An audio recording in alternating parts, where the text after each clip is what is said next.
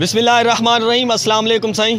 मां हिन टाइम मौजूद हाँ बंगला मंठार में, जाते मीर शहरियार खान चीफ सरदार जो अची रो है उन्हनि जी दावत वास्ते जो है एक खूबसूरत किस्म जो प्रोग्राम ऑर्गेनाइज़ किया।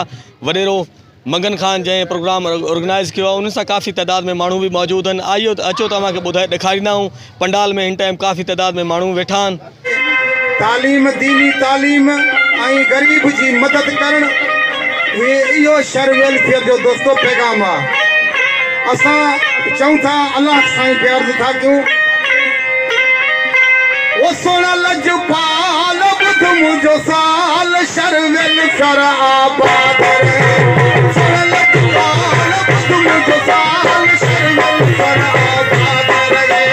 शहर वेलफेयर आबाद रहे। अरमान साथ आबाद रहे। वो शहर वेलफेयर आबाद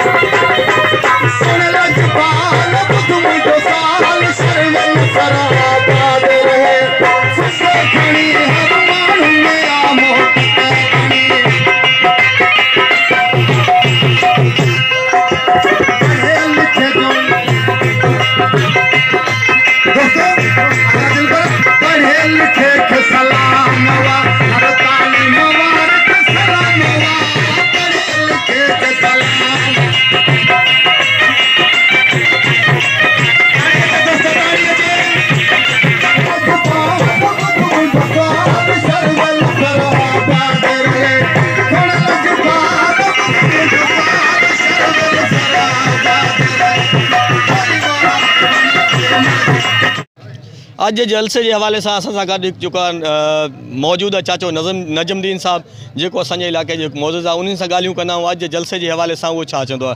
जी चाचा अस्सलाम वालेकुम। वालेकुम सलाम। ॿुधायो अॼु जे जलसे के हवाले से छा चवंदो। अल्हम्दुलिल्लाह अॼु असां मौजूद मेहमाननि जी जेकी आहे ॾाढी कंदासीं। अस्सलाम वालेकुम चवंदासीं। इलाके वारनि जो एहसान आहे जेतिरी असांखे वेलफेयर ॾिनी अथनि सरदार साहब के। पंहिंजी शहर वेलफेयर जिंदाबाद, पाकिस्तान जिंदाबाद। इन टाइम जो एक नौजवान मौजूद है, पढ़ियो लिखियो मौजूद है जो नौजवान असां इनको अॼु जलसे के हवाले को पुछंदासीं भी अॼु जलसे के हवाले से छा चवंदो आहे। जी साईं। जी माशाल्लाह बड़ो अच्छो सिस्टम शुरू किया वियो है शहर बिरादरी लाए, शहर कौम लाए बंगला मंठार में, छोजो इतने मुतहद थियण जी हिकिड़ी ज़रूरत हुई। और ये उम्मीद बड़ी है कि हिन जलसे के ज़रिए हिन वेलफेयर के ज़रिए जेका पंजाब जा शहर बिरादरी हैं उहे शऊर पैदा थींदो ऐं पंहिंजे औलाद के तालीम दींदा। उन को अलावा जेको आहे जेके हिक ॿिए जी भलाई लाइ कमु कंदा और बड़ो अच्छो सिस्टम आहे। और इंशाल्लाह असां कोशिशि कंदासीं कि हे सिस्टम मज़ीद वधीक जेको आहे न इहो बहितरी तरफ़ जेको आहे न हलियो वञे। पैगाम आहे को नंढे ॿारनि खे तालीम आम कयो, ग़रीब जेका दोस्त आहिनि उन्हनि जी मदद कयो। बस इहो ई मुंहिंजो पैगाम आहे कि तालीम के आम कयो, ज़्यादा को ज़्यादा तालीम कयो।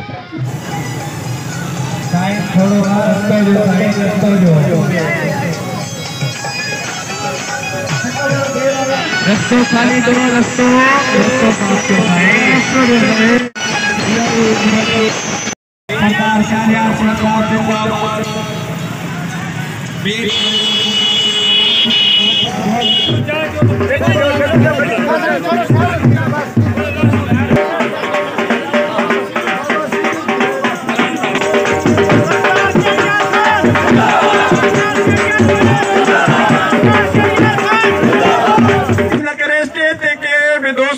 मेहरबानी करे असांजे मौजूद मेहमान को सवाइ को भी दोस्त स्टेज ते न अचेस। मेहरबानी मेहरबानी। ताड़ी ताड़ी ताड़ी।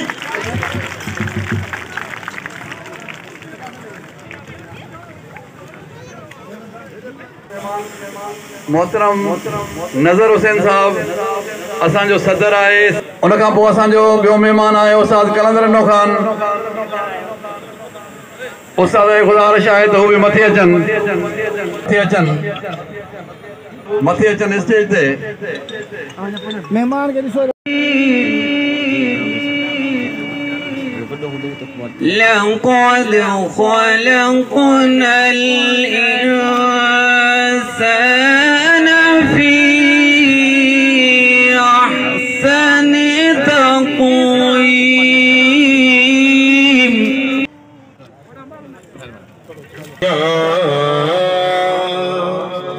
या रसूल अल्लाह।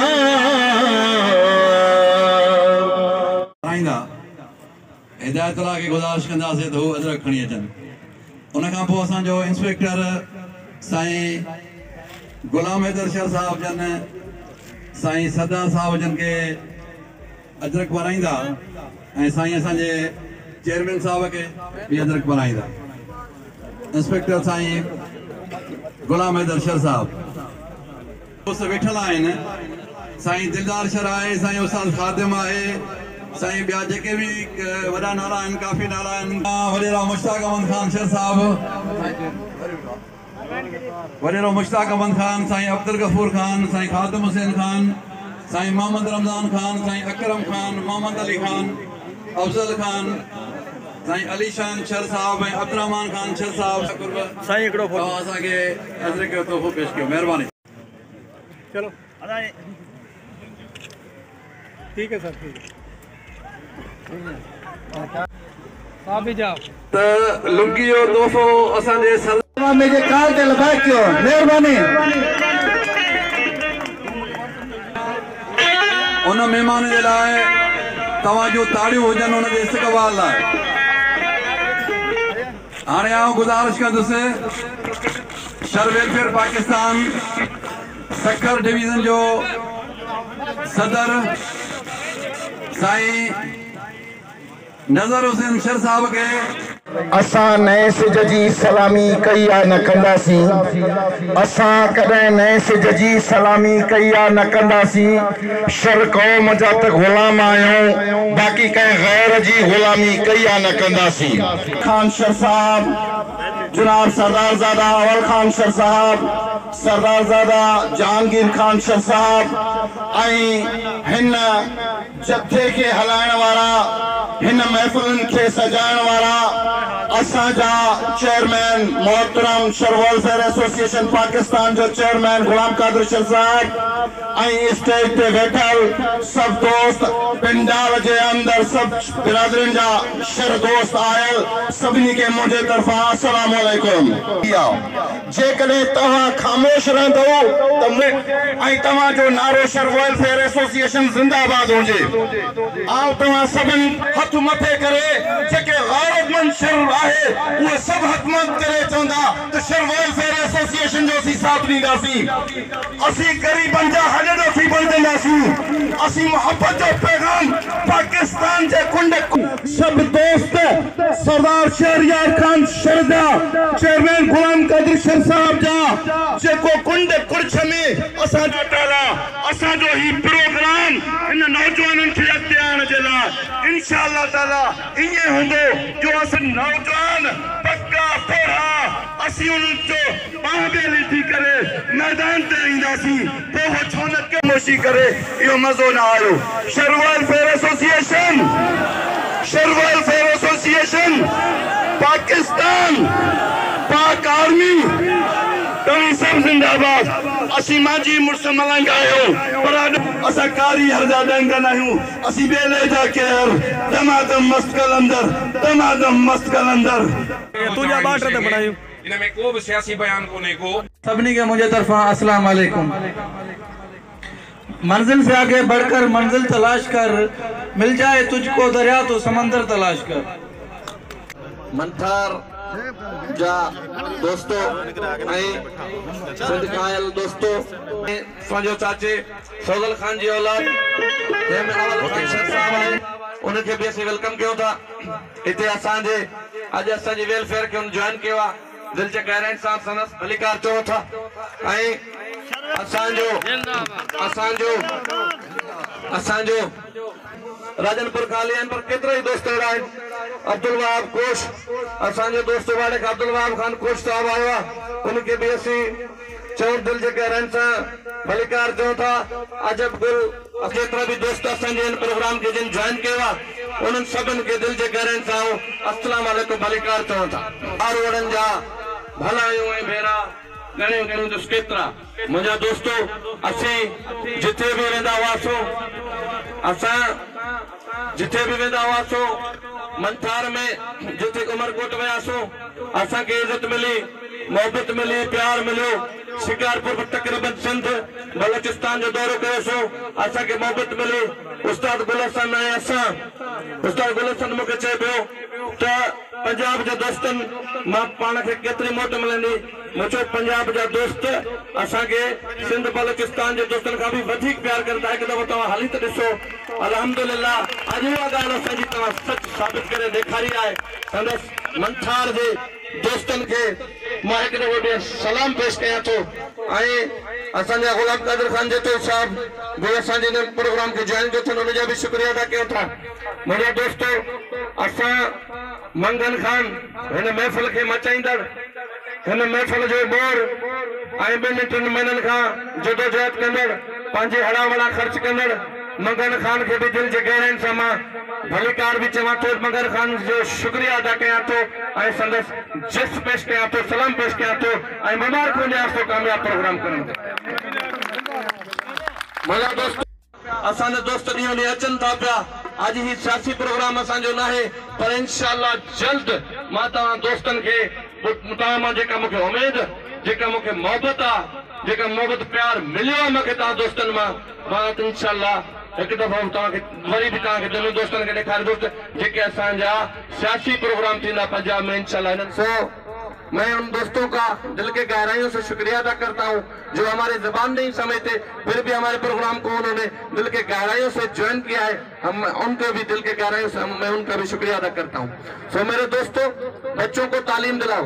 ये तालीम ऐसा जेवर है जो तालीम कभी भी आपका भाई हो आपका बेटा हो या आपका बाप हो कभी न कभी किसी न किसी दिन एक दिन आएगा जब बंटवारा होगा।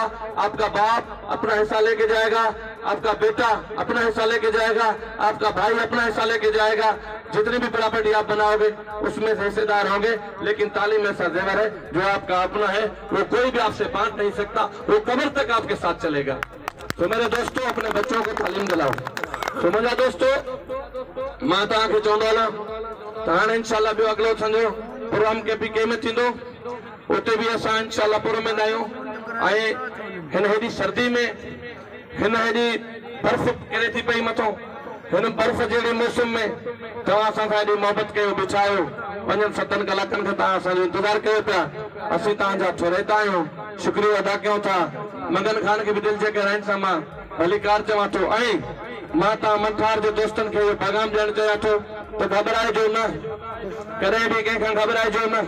हिते तव्हांजा दोस्त वेठा आहिनि हिते असांजा दोस्त वेठा आहिनि हिते ही वॾेरा वेठा आहिनि हिते असांजा मुक़दम वेठा आहिनि ही तव्हांजो इंशाअल्लाह ख़िदमत कंदा। अगरि जेकॾहिं मुंहिंजा दोस्तो तव्हांजी हिते ख़िदमत नथी थी सघे कंहिंखां शिकायत हुजे त उबाड़ो परे कोन्हे तव्हां हलिया अचो कलाक ॾेढ जो पंधु आऊं तव्हांजो ख़ादिम वेठा आहियूं मुंहिंजो नालो ई ख़ादिम आहे इंशाअल्लाह आऊं तव्हांजी ख़िदमत कंदुसि।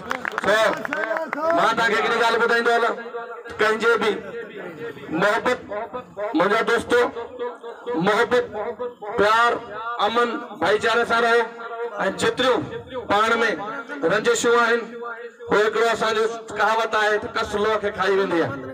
सो पाण में हिक ॿिए सां कस खाओ ऐं जेतिरियूं तव्हांजा रंज रिसामा थोरियूं घणियूं पाण में रंजिशूं आहिनि उहे ख़ुदा वास्ते ख़तमु कयो। असां त अहिड़े क़िस्म जा माण्हू आहियूं त असां क़ुर पाक खणाए बि वेंदा आहियूं तव्हांखे ठाहिण जे लाइ सिर्फ़ु ॿियो असांजो ज़ाती मफ़ाद न हूंदो आहे। त महिरबानी करे माफ़ करणु सिखो। जॾहिं तव्हां माफ़ करणु सिखंदो इंशाअल्लाह हीअ असांखे हाणे आयो आहे त जुतोई शर ऐं दोदो शर सो दोदो शर शहीद थियो हो कई साल पहिरियों जतोई शर जे हथों हिते कुझु दोस्तनि खां ग़लती थी जेको चवनि पिया दोदो ज़िंदा दोदो शहीद थियल आहे। इंशाअल्लाह असां उनजे लाइ दुआगो आहियूं।